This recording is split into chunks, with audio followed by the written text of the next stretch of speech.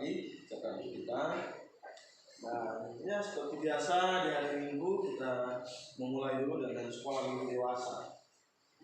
Dan kalau Anda ke gereja-gereja baptis, pasti Anda akan mendapatkan tradisi seperti ini, bahwa selalu sebelum mulai kebaktian itu ada namanya sekolah minggu dewasa. Ya, kalau hari biasa kita sebut sebagai pendalaman Alkitab. Ya, hampir semua gereja baptis tradisinya seperti ini. Ya, Sunday school untuk anak kecil, Sunday schoolnya untuk orang dewasa juga. Oke, mari kita berdoa terlebih dahulu tentang pimpinan Tuhan. Ajaran Alkitab kita ini. Bapa kami yang di dalam surga, kami bersyukur ya Tuhan. Pagi hari ini kami kembali datang lebih dahulu, menyiapkan waktu belajar dan kebenaran firman-Mu dalam bentuk pendalaman Alkitab. Berkati kami semua, setiap hati dan pikiran kami benar-benar diterangi oleh firman-Mu yang kudus dan mulia ini ya Tuhan. Bawa kami kepada pengetahuan yang semakin banyak tentang kebenaran firman-Mu, sehingga kami bisa mempunyai keputusan-keputusan yang baik dalam hidup kami karena kami punya pengetahuan yang benar dan benar. Berkati kami semua di dalam nama Tuhan Yesus, kami berdoa dan mengucapkan amin. Oke, kita masih bicara terus tentang gereja ya. Gereja, harus tahu gereja. Orang percaya itu bisa memahami gereja dengan benar.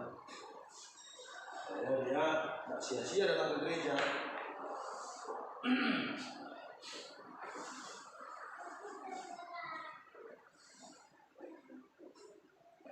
Jadi kita di garis ini terus ya. Dan ini masa apa? Masa kudus. Artinya di masa ini belum ada dosa. Dan ada masa di mana ayah sebagai apa? Imam sekaligus yang penopang dan dasar kebenaran.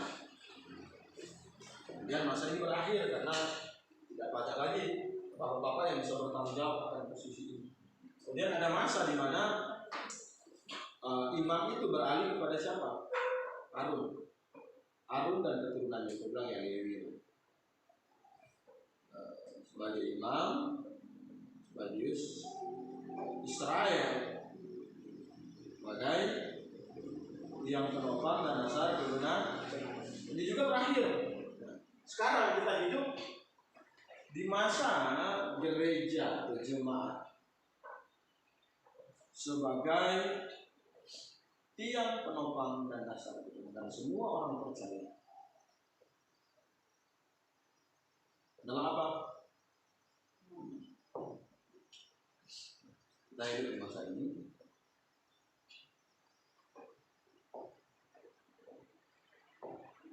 Ini artinya kita yang hidup setelah penyaliban Tuhan Yesus. Hari ini kita mau bicara tentang fungsi gereja sebagai tiang penopang dan dasar. Tapi sebelumnya kita mesti pahami dulu gereja ini esensinya seperti apa. Coba kita buka di dalam Efesus.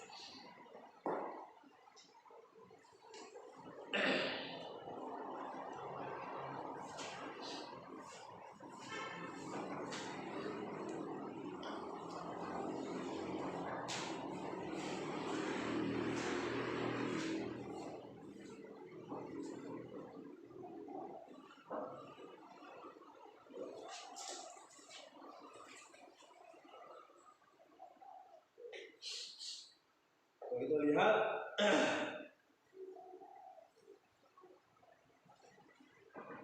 Efesus pasalnya yang keempat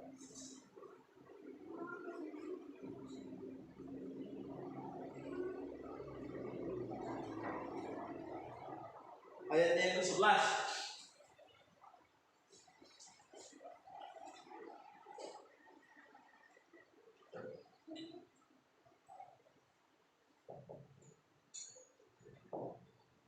Efesus pasal yang keempat ayatnya yang ke-11. Berapa? Efesus pasal 4 ayatnya yang ke-11. Berapa? Dan ialah katanya apa? Yang memberikan baik rasul-rasul maupun nabi-nabi, baik pemberita-pemberita Injil maupun gembala-gembala dan pengajar-pengajar untuk apa? Untuk memperlengkapi orang-orang kudus bagi pekerjaan pelayanan, bagi pembangunan Kristus. Jadi katanya jemaat diperlengkapi dengan apa? Tuhan berikan kepada jemaat rasul dan kemudian nanti ada apa? Gembala, pemberita Injil kan? Dan yang terakhir apa?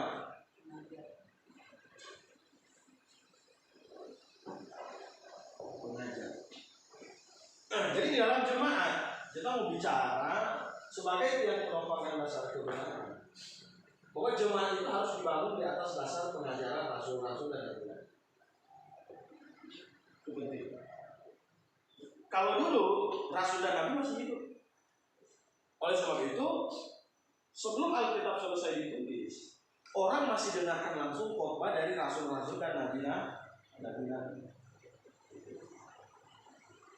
Nah sekarang rasul dan nabi-nabi kan sudah kembali bersama-sama dengan Tuhan, artinya ya sudah meninggal.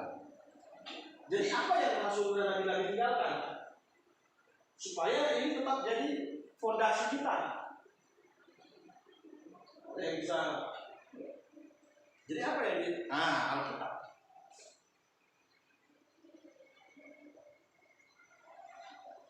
Jadi rasul-rasul dan nabi-nabi, ya, ketika mereka dipanggil oleh Tuhan, mereka tinggalkan ini Alkitab.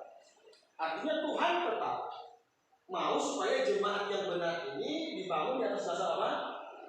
Alkitab sebagai fondasi.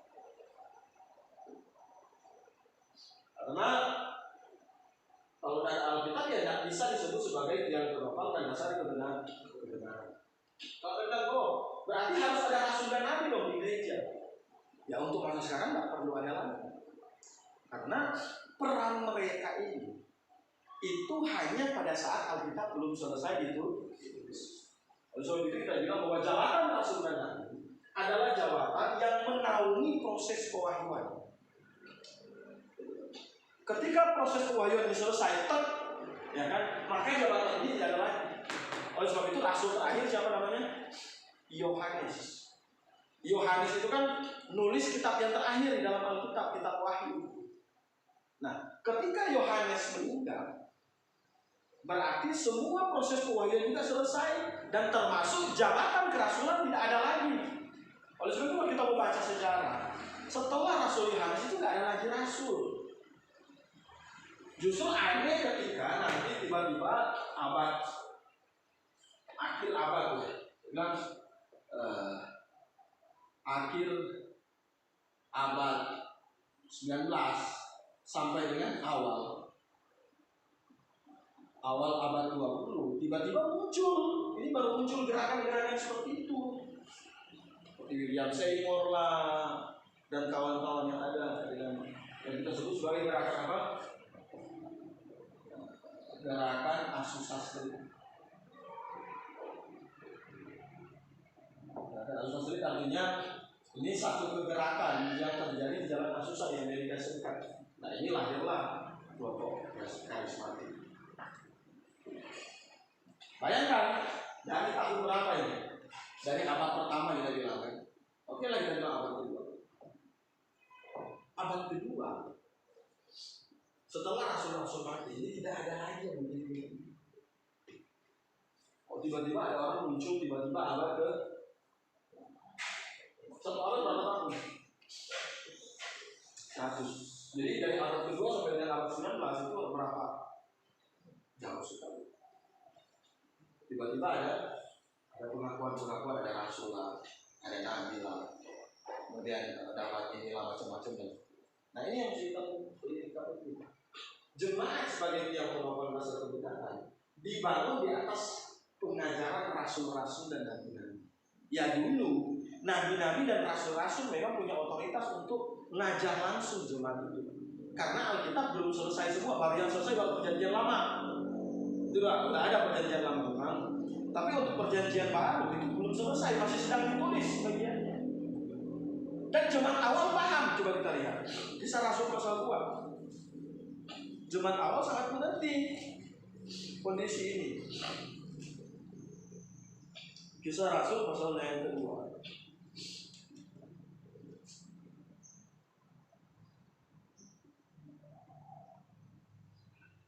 Ayat 41 dan 42.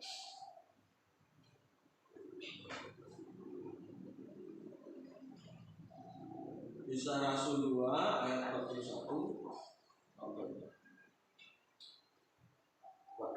Kita panggil baca. Kisah 2 ayat 41 dan 42. Orang-orang yang menerima perkataannya itu memberi diri dibaptis, dan pada hari itu jumlah mereka bertambah kira-kira 3.000 jiwa. Mereka bertekun dalam pekerjaan rasul-rasul dan dalam persekutuan, dan mereka selalu berkumpul untuk memecahkan roti dan berdoa. Kemudian jemaat ditambahkan 3.000 jiwa. Kemudian mereka katanya apa? Bertekun dalam pengajaran rasul-rasul. Jadi khotbah dan ajaran rasul yang sifatnya lisan itu jadi otoritas mereka waktu itu. Apa yang bisa bikin orang percaya hari itu supaya orang itu percaya rasul? Nah, ayat 43. Bilang apa? Maka ketakutanlah mereka semua. Sedang rasul-rasul itu katanya apa? Ada tanda.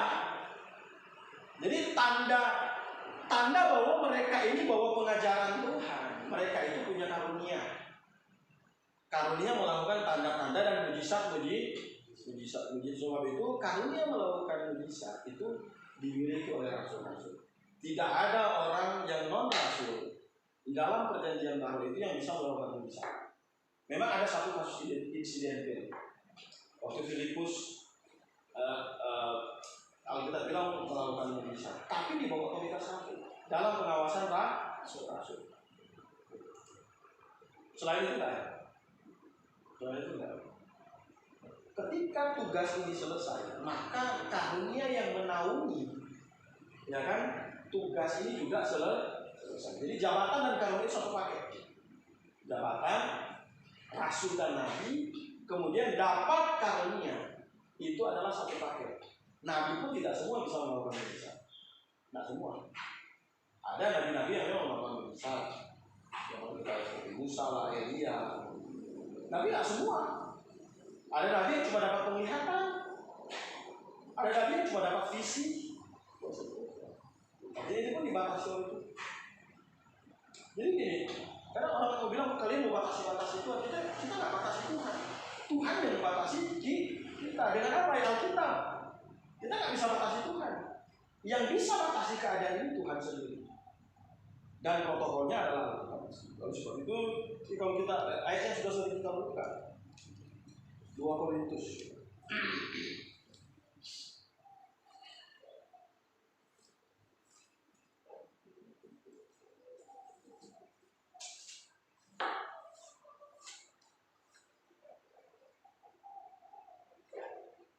Dua Korintus 12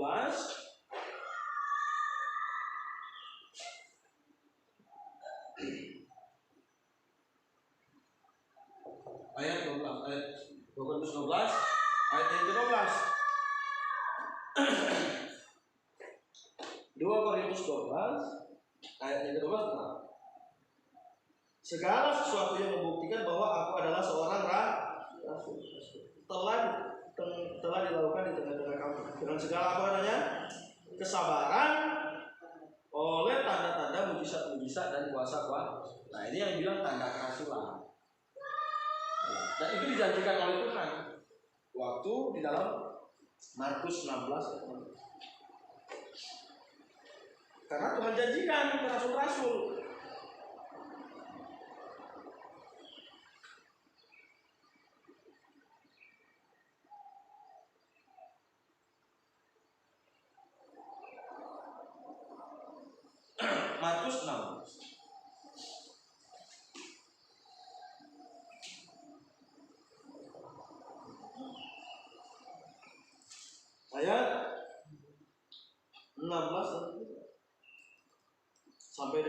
18.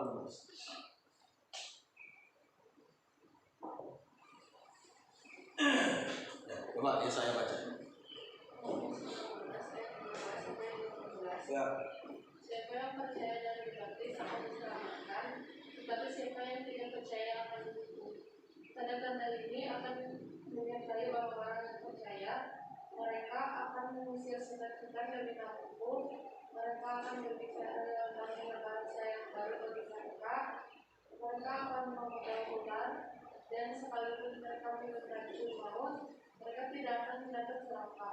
Mereka akan meletakkan tangannya di atas orang sakit. Tangannya atas orang sakit, dan orang itu akan sembuh. Nah, ayat ini sering disalahpakai orang-orang. Oh, ini orang percaya. Katanya apa? Tanda-tanda ini akan menyertai orang-orang yang percaya tanpa memahami konteks. Konteksnya kita harus mulai dari ayat yang ke-14. Orang percaya. Di sini siapa yang Tuhan maksud di sini? Karena Tuhan sudah bicara spesifikasinya. Ayat 14 bilang apa namanya? Akhirnya ia menampakkan diri kepada siapa? Ke-11 orang itu ketika mereka sedang dan ia mencela mereka. Karena apa katanya? Ketidakpercayaan dan kedegilan hati mereka. Oleh karena mereka tidak percaya kepada orang-orang yang telah melihat dia sesudah kebangkitannya. Jadi Tuhan kan ada keraguan dari rasul. Akhirnya ketika Tuhan menampakkan diri kepada rasul, Tuhan agak apa ya? Tuhan agak tegas gitu loh. Kalian tidak percaya. Saya sudah bangkit. Akhirnya Tuhan janjikan bahwa bukti seorang rasul ini, kalau dia percaya, maka ada buktinya. Buktinya apa katanya? Tanda-tanda ini akan menyertai orang-orang percaya. Orang-orang percaya ini maksudnya apa? Dalam konteks rasul. Kalau rasul sungguh-sungguh percaya pada apa yang mau Tuhan kasih ke mereka, mau Tuhan kasih itu. Karena dalam konteks bicara kepada siapa? 11 orang rasul. Katanya mereka akan mengusir setan demi nama, akan berbicara dalam bahasa-bahasa yang baru. Kapan terjadi ini? Kisah Rasul 2. Bahasa-bahasa yang baru. Kemudian mereka akan memegang ular. Siapa yang pegang ular? Kalau Bapak Haji? Sudah digenapi semua. Itu. Dan sekalipun mereka minum racun maut, mereka tidak akan mendapat celaka. Mereka akan meletakkan tangan di atas orang sakit dan orang itu. Jadi kadang ada orang cuma comot-comot ayat ini, kemudian langsung, oh ini ayat ini untuk tadi lihat konteks itu. Kamu lagi ngomong apa gitu? Kamu lagi ngomong para pengikut rasul-rasul yang katanya tidak percaya. Ya, gimana? Bahaya loh kalau Tuhan bilang kalian ini rasul. Saya mau kasih otoritas, kalau nggak percaya gimana? Itu maksud Tuhan. Kalau percaya, tanda-tanda ini akan menyertai kah? Sekarang coba suruh pendeta minum racun. Udah nonton yang video yang pendeta pegang ular? Karena dia baca ayat ini, mati nggak? Mati. Disikat kobra. Dia bilang, ini pembentakan Markus 16 katanya. Dia pegang ular. Disikat sama kobra. Habis itu ada orang. Lama-lama dibawa orang. Ada orang. Nak berhikmah, nak belajar kita dengan baik. Akan-akan, coba sekarang minum racun. Oh minum racun sekarang bagaimana? Mati enggak? Ya mati. Yang minimal kalau dia minum baik kan, yang minimal diinfus. Nah ini yang kita bilang. Kenapa seorang pemimpin gereja itu harus belajar Alkitab dengan baik? Ya karena ini kan dia mau jadi utusan penopang dasar kebenaran, nanti harus orang di mana. Ada orang, supaya jemaat saya banyak, supaya apa? Supaya banyak pengikutnya di show, jelas.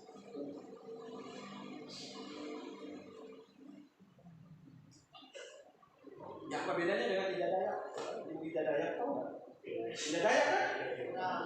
Viral. Dia bukan rasul, tapi kok viral gitu. Tiba-tiba ada orang mulai ngomong bahasa Inggris. Kita bukan berarti kita bilang tukang urutnya salah, nggak juga. Ada tukang urut yang benar-benar memang cuma tukang urut tanpa ada ilmu lain, ada yang begitu. Sekarang kan orang suka hal-hal yang wow-wow, dan orang yang agak pintar mau apa? Memanfaatkan. Wah, manusia senang hal yang begini loh. Senang hal. Enggak. Coba sekarang disuruh pegang ular, disuruh minum racun. Minum racun itu suatu enggak enak. Jadi belajar Alkitab itu hermeneutikanya mesti jelas. Masuk akal. Kalau hermeneutikanya nggak jelas, ya pasti hasilnya nggak masuk akal. Sama kayak tadi orang-orang ini, kan? Kita selalu, kenapa saya ini supaya kita buka Alkitab ya karena gimana kita mau belajar iman kalau nggak pakai Alkitab? Menurut saya, kalau saya bilang menurut saya jangan percaya, bahaya, bisa salah.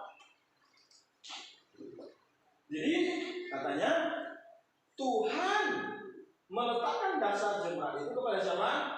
Rasul-rasul dan nabi. Dan sekarang mereka tinggalkan apa? Alkitab untuk memperlengkapi. Dan Alkitab ini dipakai oleh siapa? Ya, gereja. Dan masih ada tiga jabatan yang di dalam jemaat yang masih berlaku sampai sekarang, yaitu gembala, apalagi pemberita Injil dan pengajar. Nggak ada di gereja itu, nggak ada lagi jabatan-jabatan lain. 3 jabatan yang sifatnya otoritatif: gembala, pengajar, guru Injil. Gembala, penginjil, dan guru Injil. Dan yang satu apa jabatan yang sifatnya apa ya? Ya, diaken. Nggak ada majelis di Alkitab, pernah ada majelis. Majelis itu ya majelis suro, majelis apa ya ada. Gembala, pemberita Injil dan pengajar. Nanti kita mau bahas ini. Harus diletakkan di bawah pengajaran rasul-rasul dan nabi. Jadi apa yang diajarkan oleh rasul itulah yang mau kita sampaikan kepada jemaat. Tidak boleh dibuang. Ya kenapa misalnya kok GBA baptisan orang percaya? Karena rasul baptisnya orang percaya. Oleh sebab itu kan contoh ayat 16 tadi, Markus 16 ayat 16.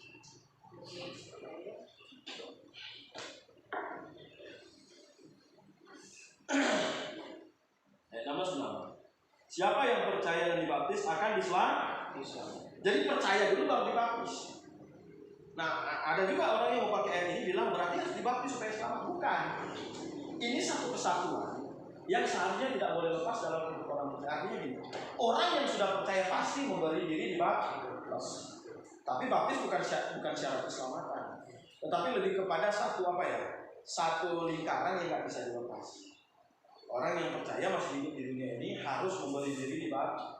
Oleh sebab itu di bagian yang kedua, tetapi siapa yang tidak percaya akan dihukum. Bukan siapa yang tidak dibaptis akan dihukum, tetapi siapa yang tidak percaya. Jadi syarat untuk selamat itu.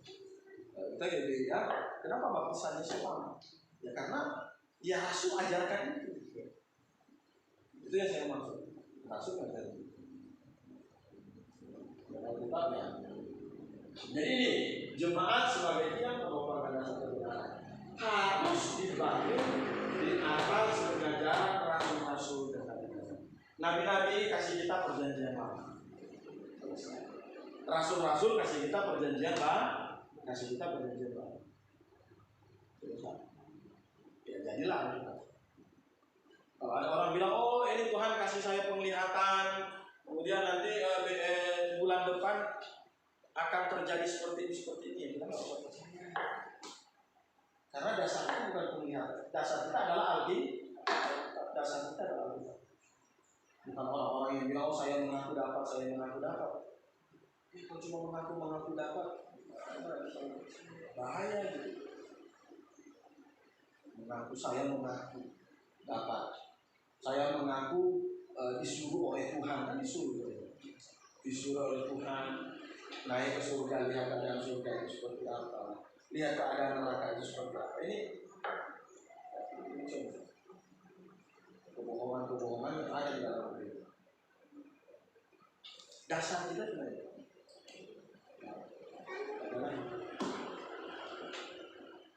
Seorang pengkhotbah, ya yang dia khotbahkan itu dari Alkitab, bukan dari dia mengaku saya dapat penglihatan, nggak bisa. Saya selalu dengar begini dan selalu ketawa kalau dengar begini. Jadi kalau ada orang khotbah yang percaya itu, supaya orang itu kagum. Ini dari pengajar. Oke, jemaat sekalian shalom, biasanya kan ngomong gitu kan. Gini, hari ini sebenarnya saya persiapkan di Yohanes 1 ayat 1. Tapi dalam perjalanan Tuhan bisi ke saya harus bicara misalnya apa? Saya harus bicara misalnya Matius 5. Jadi dalam perjalanan Tuhan bisi saya nggak bisa, saya khotbahkan dulu Matius 5. Orang yang nggak ngerti apa-apa terkejut kagum nggak? Karena saya tahu karena Tuhan kasih tahu saya hari ini ada di antara Anda yang perlu merenungkan Matius pasal 5. Tapi kagum nggak? Tuhan Yesus ngomong. Nah, ada orang yang mungkin lagi misalnya baca Yohanes 5, berbahagialah orang ini. Tiba-tiba habis pendeta atau dari pendeta apa yang Tuhan kasih tahu ke Bapak cocok dengan saya. Ya, biasanya gitu. Cocok dengan apa yang menjadi keperluan saya. Berarti Yohanes 1 tidak cocok dengan begitu. Saya sering katakan. Ya dulu waktu kita di gereja-gereja yang lama juga begitu. Benar-benar dan kita senang. Saya senang. Pikirnya awal saya mau kayak punya sesuatu yang khusus, special relationship dengan Tuhan. Pakai istilah hubungan apa? Ada apa keintiman lah. Istilah-istilah yang nggak jelas. Jadi seakan-akan yang lain enggak. Nah inilah cara orang memproklamirkan diri bahwa dia itu spesial. Kalau nggak begitu dia nggak bisa khotbah untuk hal-hal yang sifatnya ini. Di masa dulu Rasul Tuhan memang sengaja kasih kespesialan mereka. Itu dikasih, nggak minta-minta. Dikasih karena itu dikarenakan dalam rangka ini supaya Alkitab ini selesai dan orang percaya. Bayangkan kenapa Rasul perlu itu? Karena kalau Yesus saja 3 tahun setengah khotbah itu banyak orang nggak percaya. Kalau Rasul cuma datang khotbah ngomong biasa-biasa, waduh, pasti banyak orang yang olok-olok. Ya orang yang jadi jemaat sebagai yang bernopan harus dibangun dari apa katanya pengajaran rasul-rasul dan nabi-nabi. Baru bisa tersambung banyak hal. Nanti gini, kalau dia konsisten di sini, akan tersalur banyak hal, akan bisa jalan banyak hal. Sebagai apa? Sarana penginjilan. Penginjilan, misalnya untuk menggenapi apa? Matius 28 ayat 19 sampai 20. Ini apa? Amanat agung. Kalau dia tidak konsisten di sini, bagaimana bisa jadi sarana penginjilan dengan benar? Nggak bisa. Jadi gereja ini adalah pintu masuk keluarnya berita Injil. Jadi dia benar. Kalau Injilnya salah, bagaimana dia menjalankan amanat agung? Pergilah dan jadikanlah sekalian bangsamu, ajarlah mereka dan baptis. Pergi, baptis dan ajar. Nah, itu perintah yang terkandung di dalam dan harus diutus. Oleh sebab itu kenapa ada gereja di Bandung? Karena ada pengutusan. Memberitakan Injil, memberitakan kebenaran, orang dibaptis, kemudian apa? Dididik, dimuridkan. Jadikanlah sekalian bangsamu. Jadi karena dalam pengembalaan itu ada apa? Harus ada pengutusan. Kemudian ada apa? Pemberitaan. Kemudian Kemudian ada pemberitaan, ada pemuritan. Kemudian ada apa? Pelaksana perintah Allah, kita bilang ordinan. Ordinansi itu ada dua, baptisan dan perjamuan tuh. Kalau diutus harus ada pemberitaan, kemudian ada pemuritan, orang dididik dalam firman Tuhan. Kemudian ada apa? Pelaksanaan ordinansi. Ada baptisan dan ada perjamuan tuh. Perjamuan. Ada pengutusan jelas sebab kalau nggak diutus ya nggak bisa bangun gereja. Coba buka Roma, kitab Roma.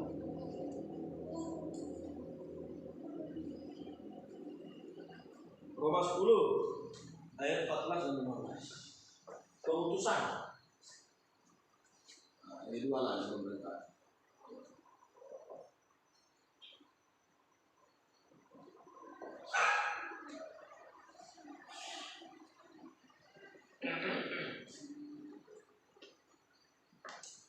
Roma pasalnya yang ke-10 ayat 14 dan ayatnya yang ke-15.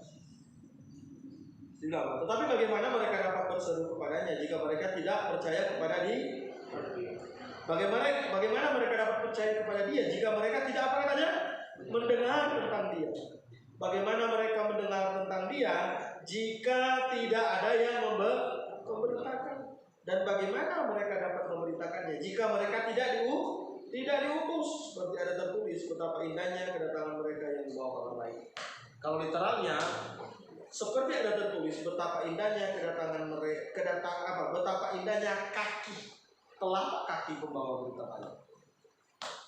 Jadi harus ada yang diutus supaya ada pemberitaan dan orang bisa dengar dan bisa percaya. Itu kalau menjelma. Kemudian harus ada pemberitaan yang jelas sesuai dengan Matius 19. Ordinansi yaitu 2, baptisan dan apa? Baptisan dan perjamuan. Jadi tahu bahasa dia itu. Kemudian selain sebagai sarana penginjilan, juga sebagai apa? Sarana pendisiplinan.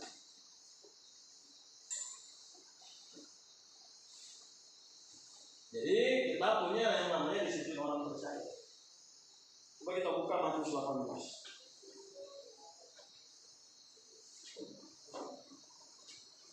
Ayat 15 dan seterusnya.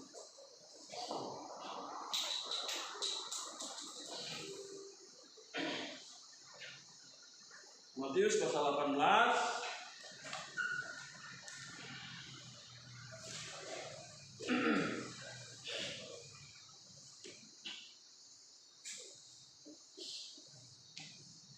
ayat 15. Ini namanya disiplin jemaat.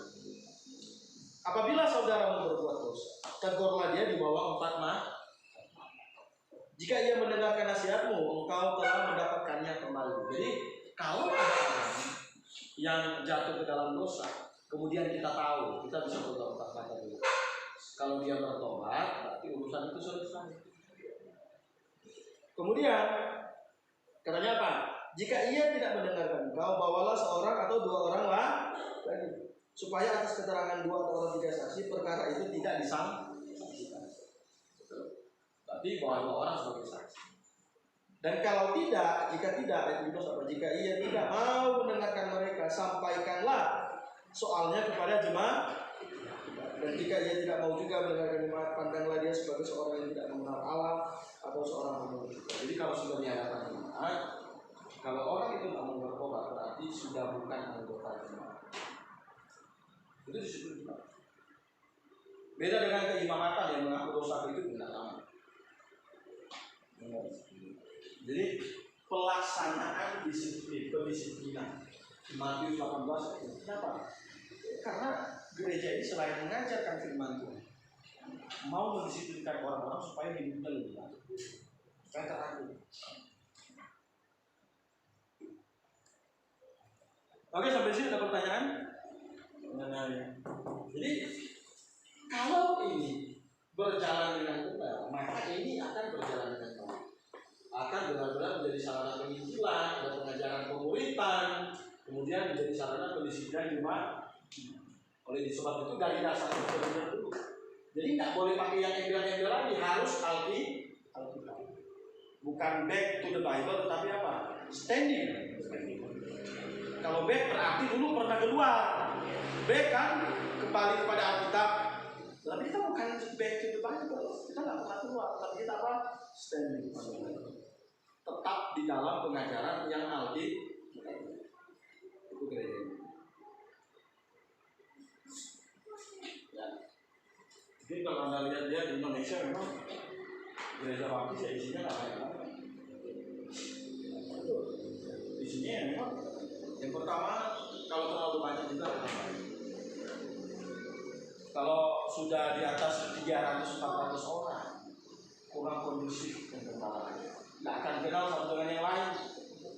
Ada yang pernah masuk gereja yang 5.000 orang? Pernah masuk kan? Coba tanya kepala yang kenal semua. Padahal kepala itu harus kenal rumah. Ya kan?